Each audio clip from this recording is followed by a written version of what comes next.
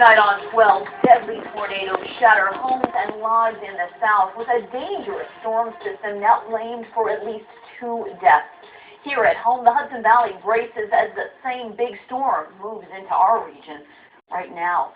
Hello everyone, I'm Suzanne Colucci. No tornado watches have been issued here, but we are in line for drenching rain, flash flooding, and some very high winds overnight. Let's get right over to meteorologist Joe Rayo. He's in the Weather Center tracking it all for us. Joe. Well, I do have some good news in a way, Suzanne. The Storm Prediction Center in Oklahoma, which issues those tornado and thunderstorm watches, think that in the northeastern part of the country, at least in our section of the country, we won't happen to deal with any of that during the second half of the overnight, but we're still under a flood watch. We still have high wind warnings posted, and the worst of this, as we've been saying all through the day and into the evening, it will be coming our way in the second half of the overnight, let's say between midnight and dawn. You see the heavy activity, the deeper shades of green, the yellows, the oranges. Those are moderate to heavy to even torrential downpours associated with a sharp cold front that will be working its way through our area during the coming hours. Winds, well, gusts to 35 to as much as 65 miles per hour could occur. Blowing up from the south, that could down some trees and power lines. We could have some power outages to deal with by Thursday morning. Showers, 1 to 2 inches, most of that coming within only a few hours, leading to flash flooding. And again, the peak of the storm, we think, will be from 1 in the morning to 7 in the morning. What this means is your morning commute to work and school, I think, is going to be very seriously impacted. We'll have the full details coming your way a bit later in the news. Suzanne? All right, Joe, thank you for that. Well, as Joe just mentioned, with the possibility of power outages, very likely by morning, utility crews in many areas are gearing up tonight, especially in those still trying to recover from Superstorm Sandy. News 12's Carolyn Rowe continues our Team 12 coverage now from Stony Point. People here in this Stony Point community are bracing for whatever Mother Nature has in store with this storm, while many are still recovering from Hurricane Sandy. We have to hope for the best.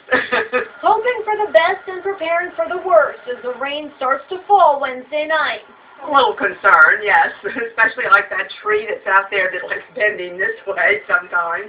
Patricia Waldron says the storm is the last thing people in her neighborhood need. Many in the Baymar Basin community are still getting back on their feet after their homes were seriously damaged by Hurricane Sandy. There are a lot of people that still have not got everything straightened up, and including my own son who was up the street from here. Stony Point police have extra patrols on duty because of the severe weather, and Orange and Rockland Utilities has called in additional crews.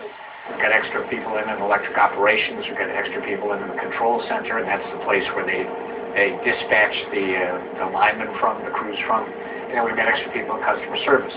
O&R spokesman Mike Donovan is reminding everyone to be extra careful if any wires come down during the storm. If you see a downed wire, do not go near it. Assume it's live.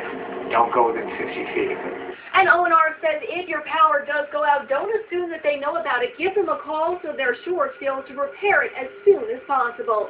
In Stony Point, Carolyn Rowe, News 12. Carolyn, thanks for that. Now a reminder to stay with News 12 and with News12.com for continuing storm watch coverage throughout the night and in the morning. We'll have everything you need to know to help get you out the door safely to work and to school. Well, other news now, a 36-year-old inmate was found dead inside his cell at the Westchester County Jail. He was discovered by guards yesterday morning. Initial autopsy reports show that heart disease was to blame, but his mother doesn't believe that, pointing instead to a jail fight just days earlier. News 12's Stefan Kim is in the newsroom with this developing story. Stefan. Suzanne, this is a still developing story, so we want to be clear there are still more questions and answers at this point, but here's what we know so far. An inmate at Westchester County Jail died Tuesday morning. How he died, though, depends on who you ask.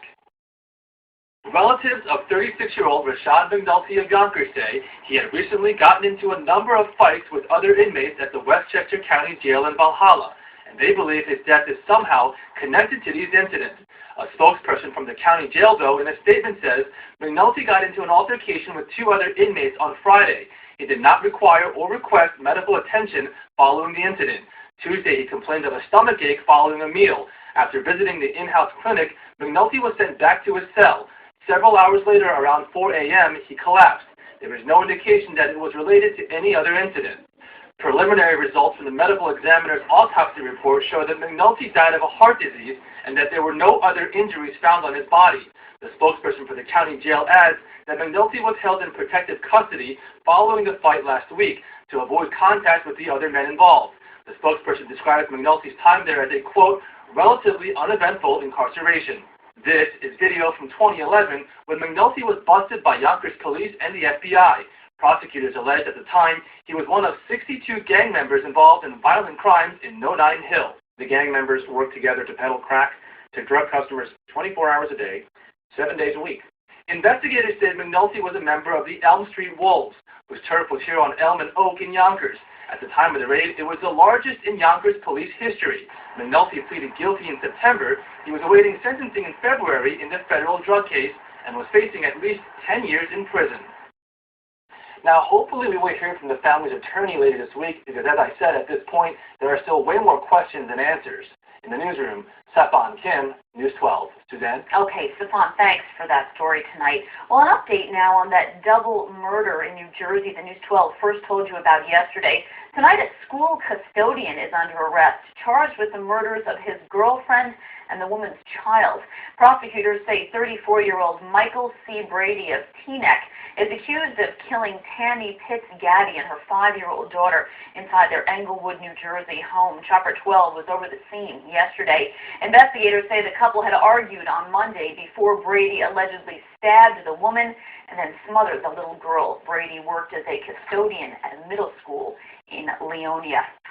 Well, a Pennsylvania judge denied Jerry Sandusky's bid for a new trial, but lawyers for the former Penn State assistant football coach are now vowing to appeal to higher court. Sandusky's lawyers argued that they were not given enough time to prepare. I wanted to speak before I had Sandusky was convicted of sexually with my phone recording over a 15-year period.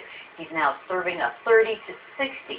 The McNulty incident from the Westchester County Jail. People were rounded up and charged in a major narcotics. But it came quite fast, and I wanted to get the icon of Jesus and my cross in the video for you.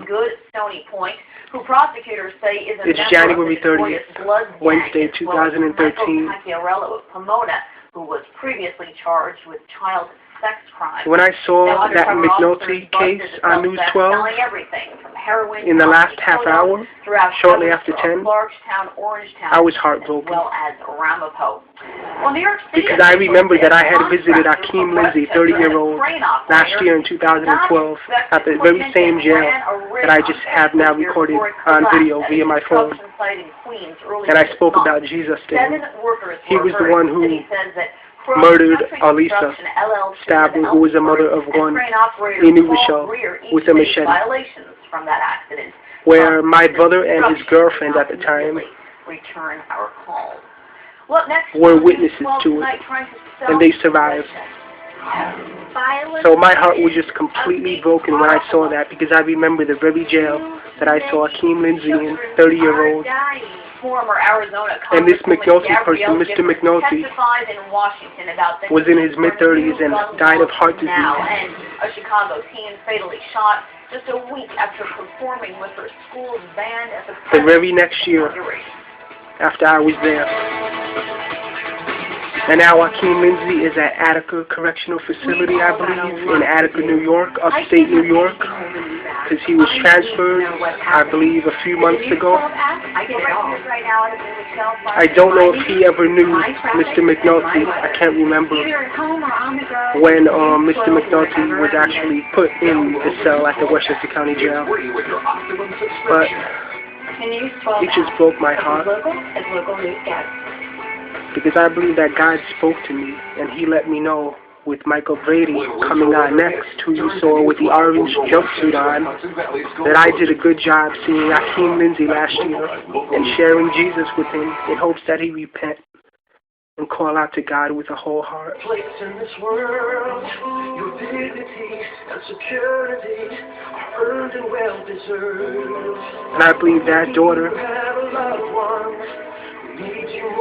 that Michael Brady incident, so similar to the Akeem Lindsay incident in February 2011, because the mother he murdered was one of a 5-year-old or a 6-year-old as well. but she wasn't at the